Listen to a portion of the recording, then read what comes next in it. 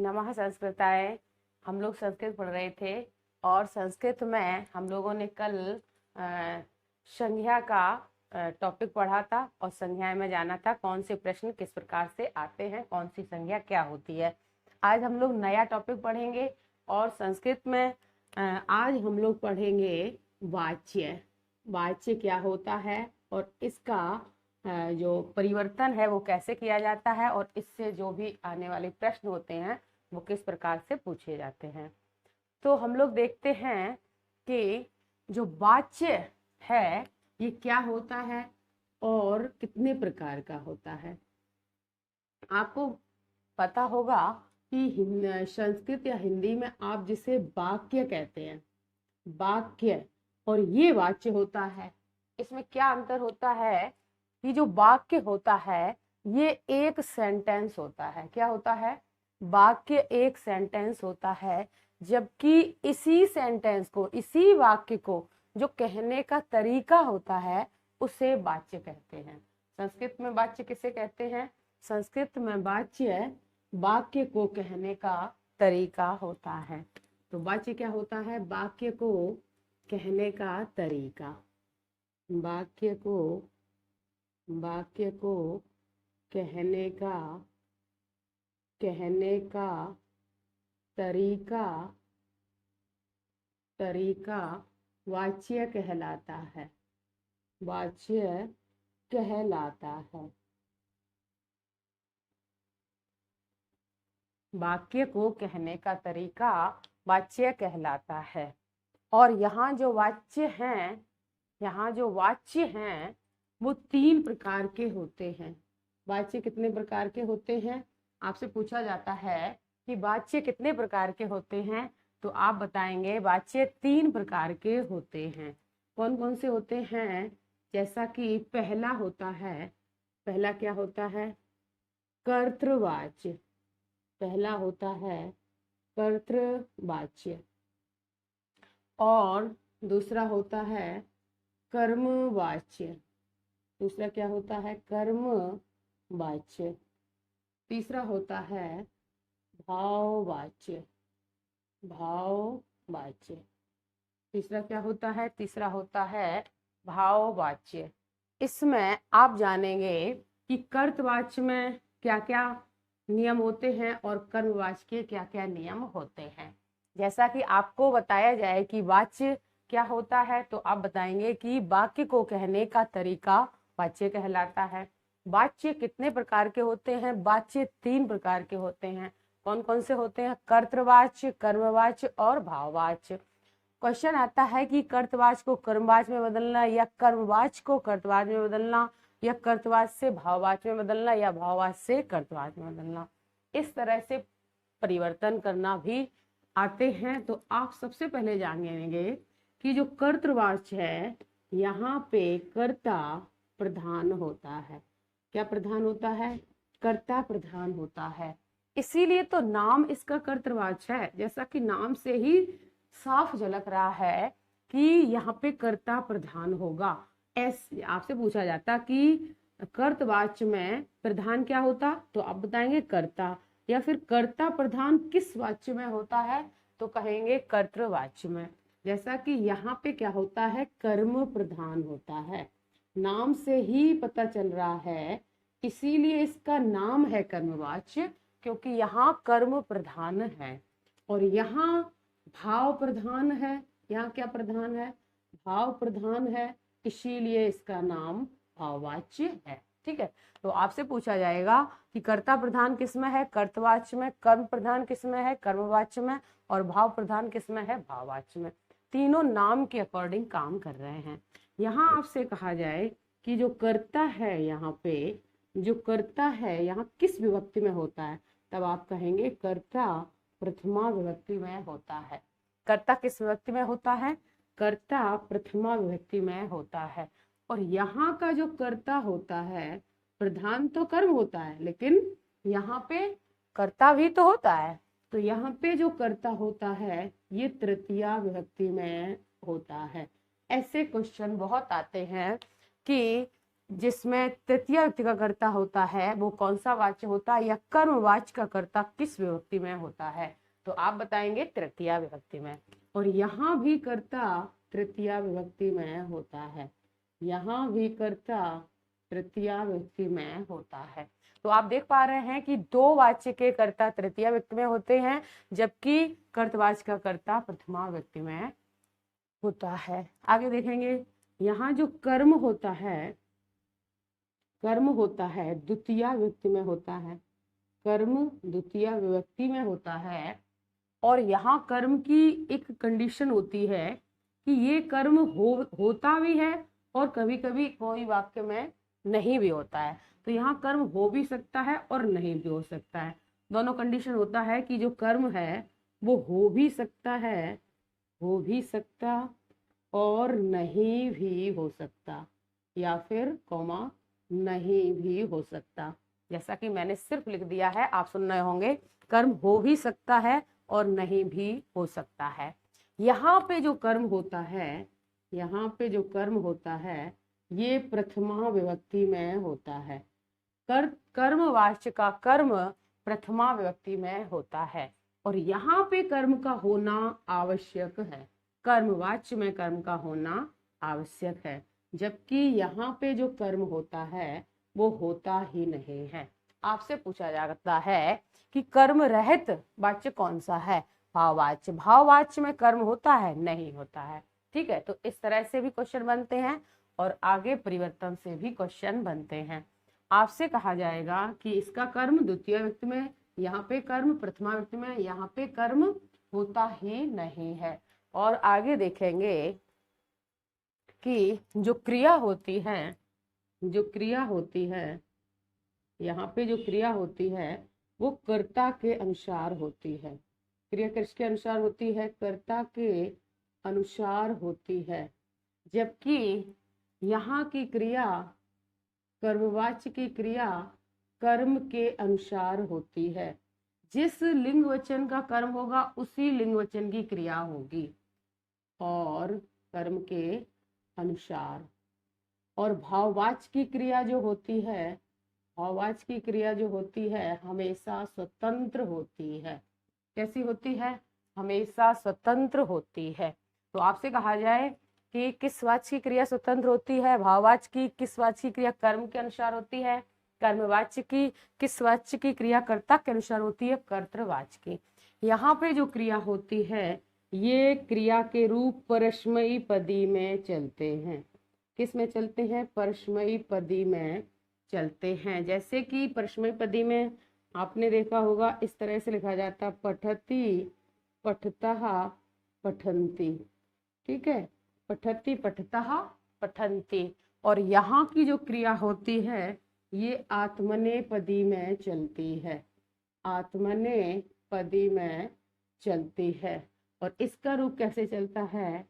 पठ्यते, पठ्येते और पठ्यन्ते।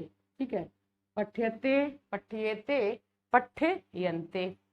और यहाँ की जो क्रिया होती है ये भी आत्मनेपदी में चलती है, ये भी आत्मनेपदी में चलती है।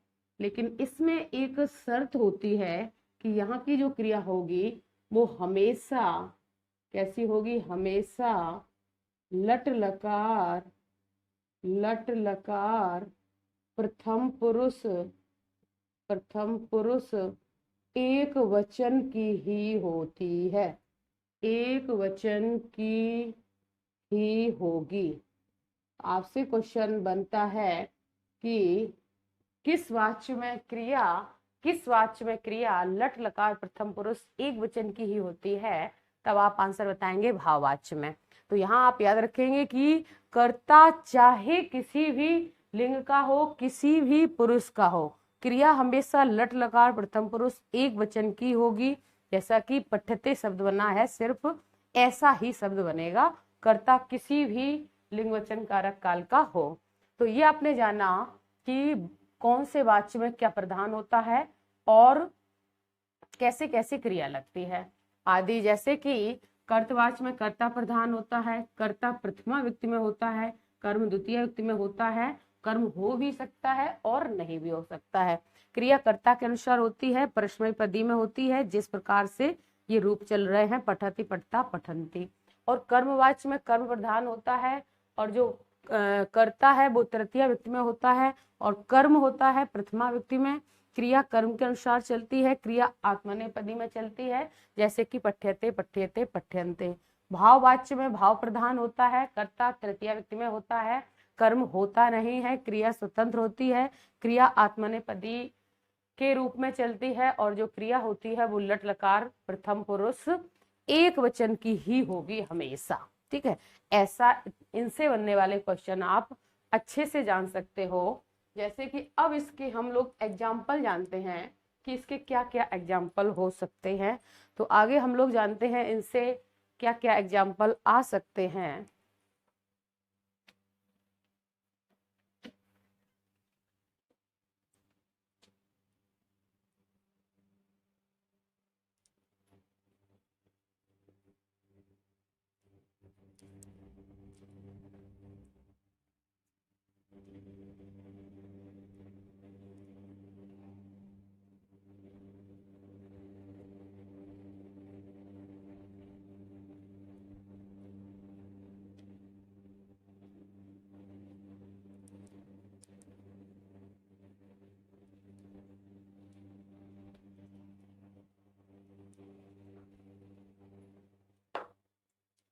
जैसे कि यहाँ लिखा हो इसका वाक्य, सीता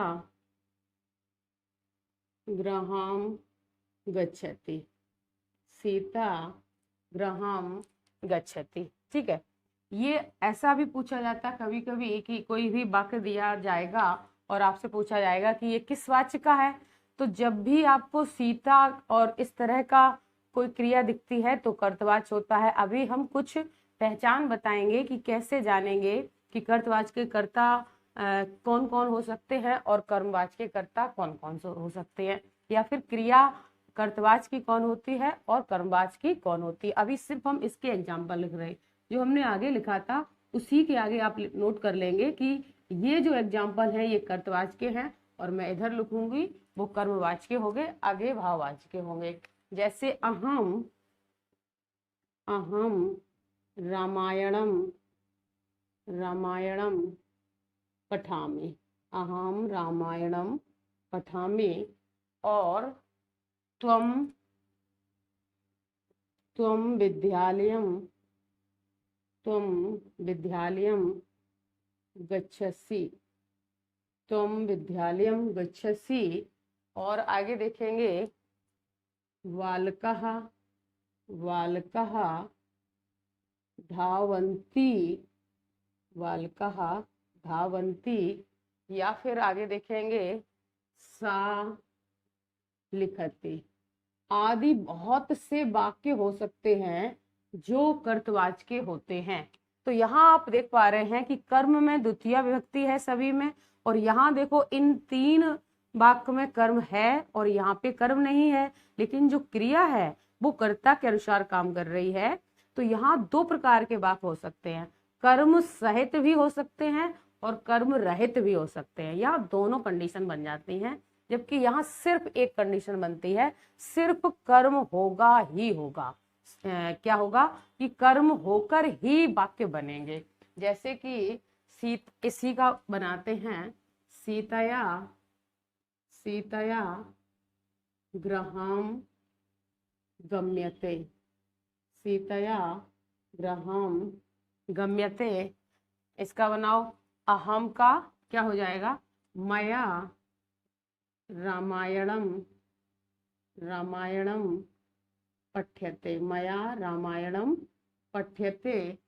और त्वम का इसमें कर्मवाच्य में बदलो तो इसकी तृतीय हो जाएगी, क्योंकि आपको पता होती है कि कर्ता यहाँ प्रथमा व्यक्ति में होता है, जबकि कर्मवाच्य में तृतीय व्यक्ति में आ जाता है। त्वया विद्यालयः विद्यालयः गम्यते। ठीक है, और क्या हो सकता है,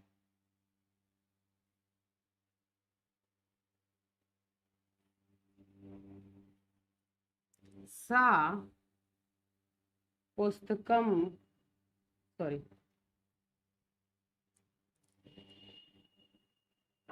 तया तया पुस्तकम पठ्यते।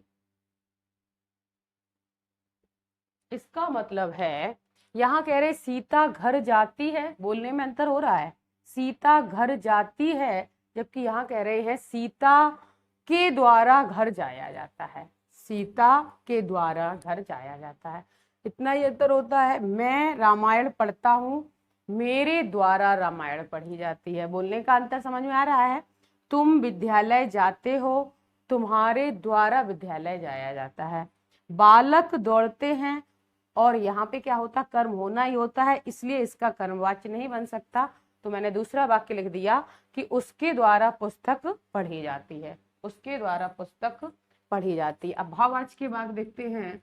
मया हस्यते, मया हस्यते, या फिर इसी के द्वारा बना दो, इन्हीं के, सीतया सीतया गम्यते। यहाँ कर्म नहीं होता है, तो आप कर्म, इनके जो भी कर्म है ये नहीं लिखेंगे, और आगे बना सकते हैं रामेण रामेण पठ्यते, रामेण पठ्यते, या फिर बालकई बालकई क्रीड्यते क्रीड्यते, तेन तेन खाद्यते।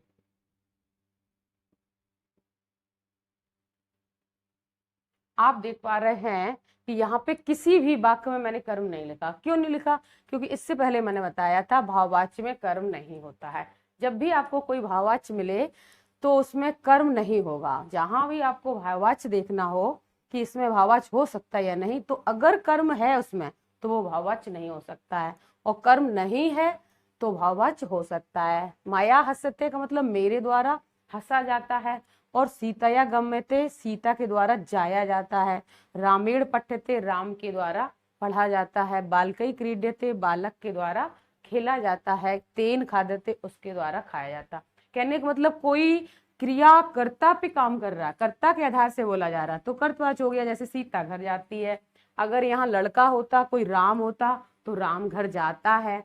यहाँ पे सीता घर, सीता के द्वारा घर जाया जाता है, घर भी दिया है और उसके मतलब उसके द्वारा काम किया जाता है। या फिर कहें सीता, यहाँ इस बात को देखते, मेरे द्वारा रामायण पढ़ी जाती, ये कहें, या कहें मैंने रामायण पढ़ी, एक ही बात हुई। रामायण था इसलिए पढ़ी लिख गया।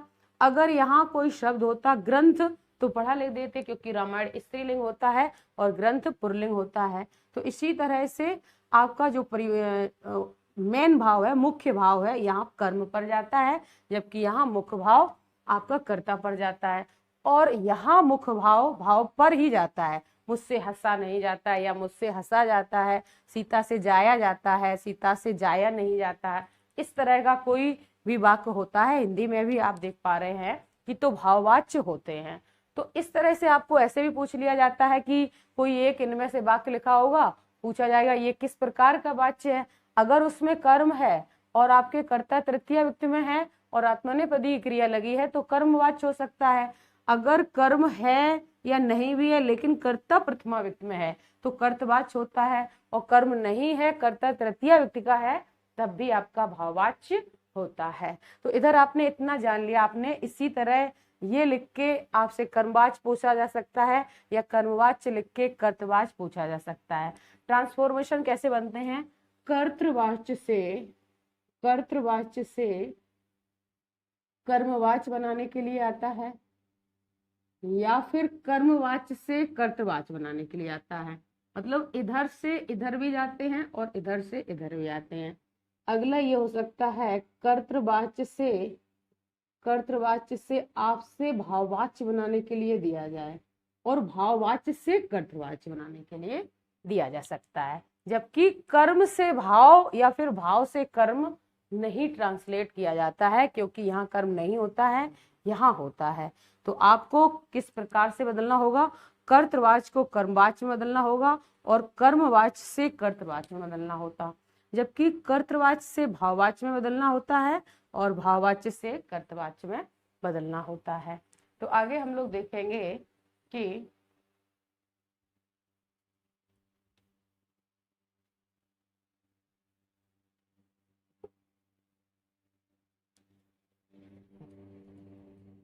आगे हम लोग जानते हैं कि जो कर्तवाच्य का कर्ता होता है वो किस प्रकार के होते हैं शब्द, और कर्मवाच्य के कर्ता में किस प्रकार के होते हैं।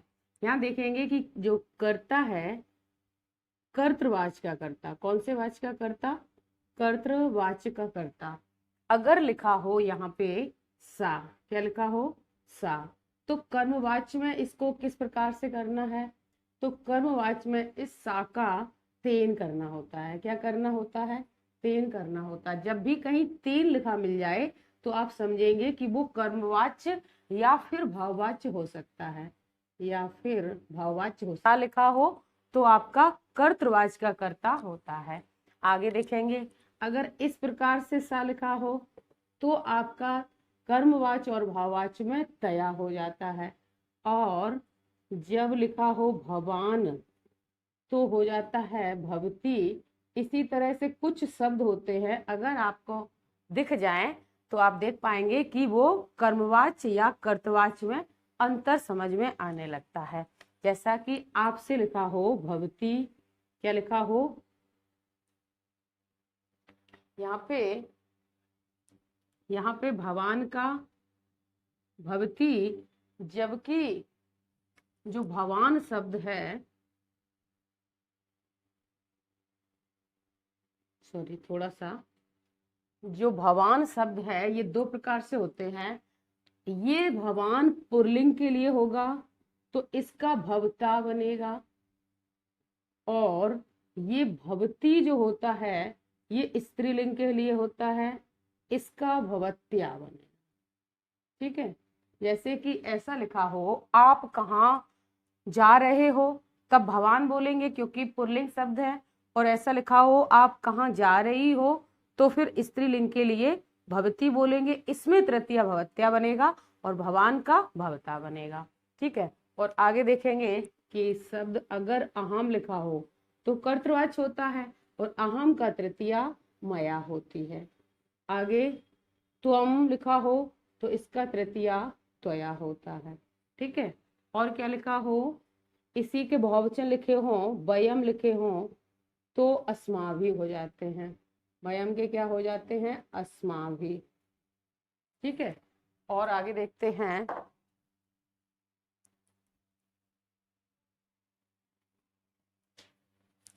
यूयम का क्या हो जाएगा, यूयम का युष्माभि हो जाएगा।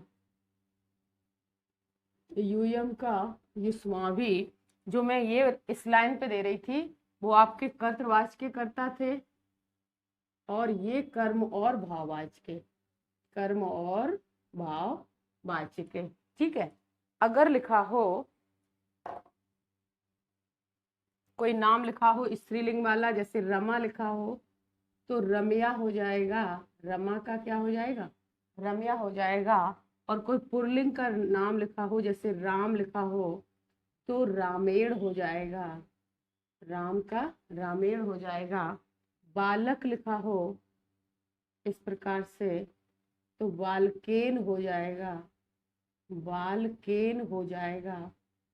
ठीक है, और हरि शब्द लिखा हो, हरि लिखा हो, हम इसलिए अलग अलग लिख रहे कि ऐसे ही जैसे हरि शब्द है इसी तरह कोई दूसरा हो तो इसी तरह आप परिवर्तित कर लेंगे।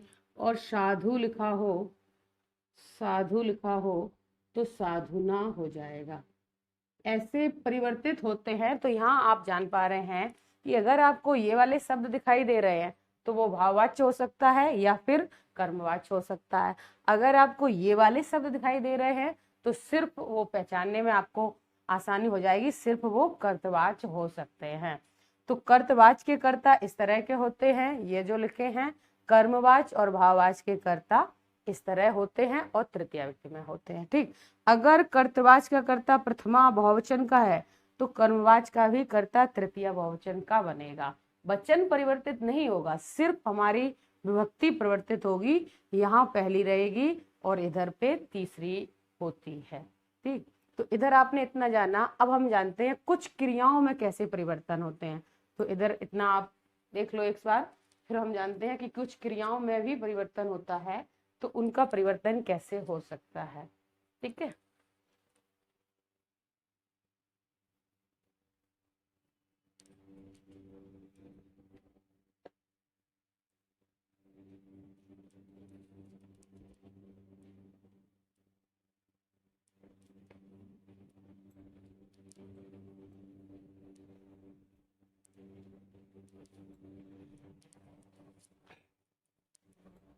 जैसे कि पठ धातु होती है और कर्तृवाच्य में इसका क्या बनता है, इसका कर्तृवाच्य में पठती रूप बनता है।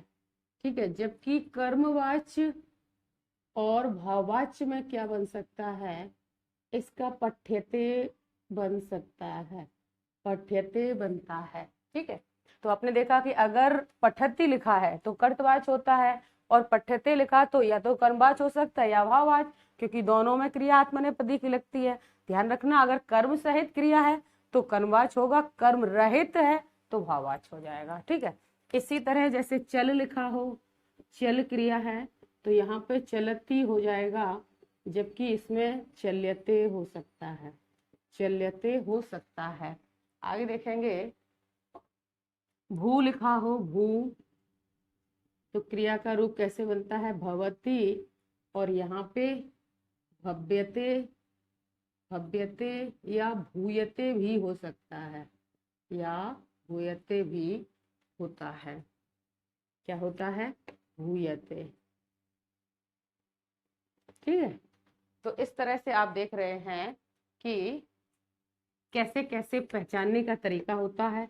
बद धातु होती है, लट लकार में रूप बनता कर्तवाच्य में बदती, जबकि कर्म में उच्चयते बन जाता है, उच्चयते बन जाता है। धातु हो क्रीड, तो यहाँ पे तो पता है क्रीडती, जबकि यहाँ पे क्रीड्यते हो सकता है। क्या हो सकता है, क्रीड्यते। ठीक है, आगे देखेंगे, बस हो, बस धातु, तो आपका यहाँ पे वसती बन जाता है, जबकि इधर पे उस्यते बनता है, उस्यते बनता है। ठीक है, उस्यते बनता है, इस तरह से लिखेंगे उस्यते। आगे देखेंगे सेव, सेवते, यहाँ देखो सेवते बनता है, और जबकि यहाँ सेव्यते बनता है, सेव्यते बनता है। अगला देखेंगे, याच, याच धातु है, याचती और याचते, याच्यते। ठीक है, याच धातु और याचती और याचते। हन धातु, हन का मतलब होता मारना, हन धातु, यहाँ पे रूप बनता है हंती, लटलकार प्रथम पुरुष एक वचन का, जबकि यहाँ पे बनेगा हन्यते। क्या बनेगा, हन्यते। तो इस तरह से आप देख पा रहे हैं कि अगर ये क्रियाएं लिखी हैं तो आपका कर्तवाच्य हो सकता है, और ये वाली क्रियाएं लिखी हैं चल्यते, पठते, उच्यते, क्रीडते, उस्यते आदि, तो आपके कर्मवाच्य भी हो सकते हैं और भाववाच्य भी हो सकते हैं। ठीक है, तो इस तरह से परिवर्तन कैसे करेंगे, कुछ और हम लोग प्रैक्टिस करेंगे वाक्यों का। और अभी के लिए, आज के लिए बस इतना ही। कल इसमें हम लोग और प्रैक्टिस करेंगे कि कैसे इसका और जो सरल तरीका है सीखने का, देखने का, या एक दो वाक्य होंगे उसमें परिवर्तित करके हम लोग देखेंगे, जानेंगे। ठीक है, आज के लिए हम लोग इतना ही पढ़ते हैं, इससे आगे हम लोग कल पढ़ेंगे वाच्य। एक बार थोड़ा सा रिवीजन कराते हैं कि वाच्य क्या होता है, वाक्य को कहने का तरीका वाच्य होता है। वाच्य कितने प्रकार के होते हैं, वाच्य 3 प्रकार के होते हैं, कर्तृवाच्य, कर्मवाच्य भाववाच्य। जो कर्मवाच्य होता है वो जो कर्तृवाच्य होता है इसमें कर्ता प्रधान होता है और कर्ता प्रथमा व्यक्ति में होता है और कर्ता क्रिया के अनुसार होता है, जबकि कर्मवाच्य में कर्म प्रधान होता है और कर्म प्रथमा व्यक्ति में होता है और क्रिया कर्म के अनुसार होती है। भाववाच्य में भाव प्रधान होता है और इसमें क्रिया होती नहीं है, कर्म होता नहीं है और क्रिया स्वतंत्र होती है। वो सिर्फ लट लकार प्रथम पुरुष एक वचन की ही होती है हमेशा। तो ऐसा कुछ नियम आपने जाना और आगे इसको वीडियो को ज्यादा से ज्यादा थोड़ा शेयर करेंगे और 1 से 2 बार देखेंगे तो चीजें अच्छी तरह समझ में आने लगेंगी। ठीक है, तो यहाँ से इतना ही आज जानते हैं। आगे कल प्रैक्टिस करेंगे कि वाक्य को किस तरह से बदलते हैं, कर्तवाच्य से कर्मवाच्य में या फिर कर्तवाच्य से